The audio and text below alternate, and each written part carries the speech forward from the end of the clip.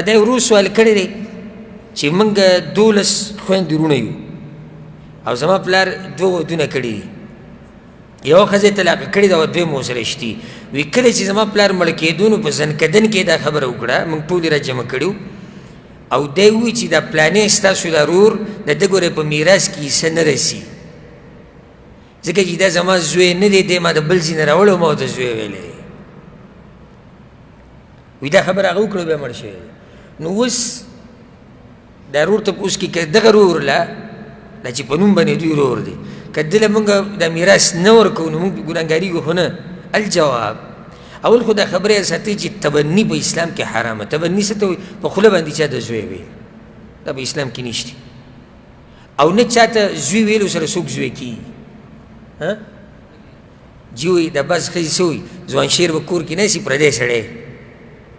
کور په منځ کې به ناست وي کټ کې به خپه باندې اچولي چای به ورته پروت وي لکه دا څوک راوځي وایي دا زموږ دا کور والا د نکاح رور دی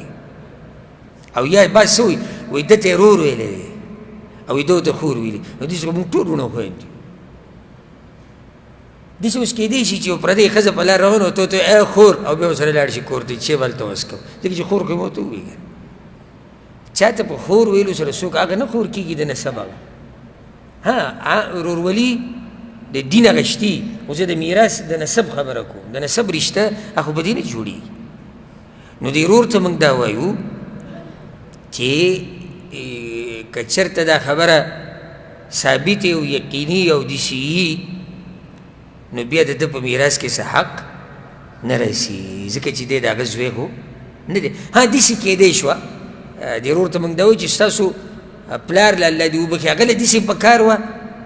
چې یعنې څه وصیت یې کړی و د ده دپاره ځکه چې د مال درېیمه حصه او د درې نه لاندې دي که وصیت انسان کولی شي نو که چېرته داسې ویلی وی چې دومره حصه به دغه هلک له ورکوي ځکه چې د ده په دې میراث کې حق نه رسي خو دا زما د طرف نه ځکه چې زوی مې ورته ویلی ده او دوی کور کې پاتې شوی ده او لوی شوی دی نو زه دا دومره پکې د ده دپاره شوه داسې په کار وه خو که داسې هغه نه وي ویلي نو په میراث کې نور د هغه حق نشتی والله اعلم